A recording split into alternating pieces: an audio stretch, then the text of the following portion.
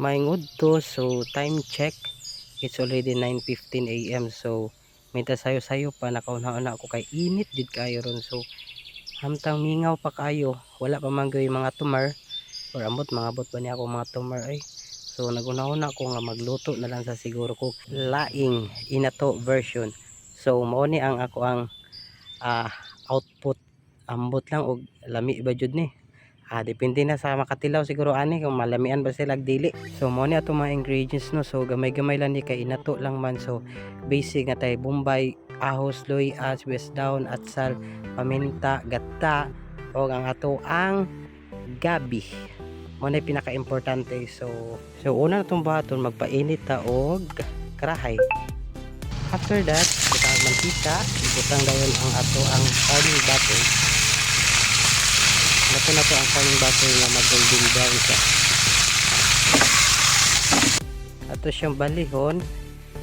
Di lang ito imikos-mikos kay basin upilit ba. Una, isa-isa na to siya bali. Pag check na to mag-golden brown siya. Pareha na ka-golden brown. So, iato nang ilunod ang ato ang ahos. Tapos, sunod na to nga lamas is ang bombay. Yan. Tapos, ang atong uban ng ingredients, sibuyas dahon, ay sorry, di dahil sibuyas dahon din. Ito ang kamatis, uguman, at sal, o paminta. Ay sorry, loy-a di ito.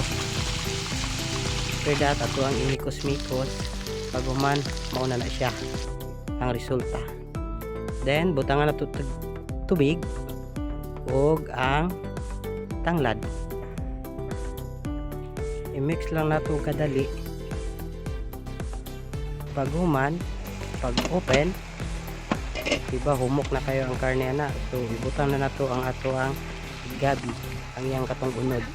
After that, butan na to ang sibuyas dahon. Matubutan sibuyas dahon. Butangan na to og magic sarap. Then asin.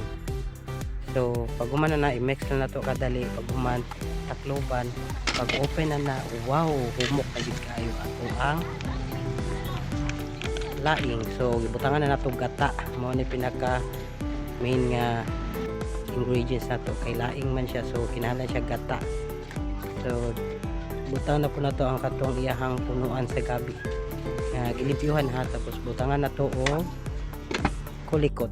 Then takloban to kadali. Pag open, ayan, luto na jud. So ambot lang jud kaya unsay lasa na, pero gitilawan na ko haskam yung lami kay ingon man nila lami daw kung luto pa. So ano na, mix lang nato kadali. Then i-transfer lang nato siya sa tuang bandihado kay tawag na. Ayan, naglapot-lapot siya. So tagata mo gana siya. Pero ako paborito jud nako ang gata. Murag pagatas permanente ba. So ayan na ang ato ang laing inato version. Nga na nato bulak-bulak. Katong hinog na siya nga kulikot. So mao na siya. So lami jud kay siya tanaw no. Parisa na to rice. Grabe murag taob jud imuhang ano ba, imong kaldero. Basta walay atik jud, lami jud siya. Mo ang testingin ninyo ang ato ang laing. Daghang salamat. Suportahin ko sa next na ko nga food vlog. Salamat.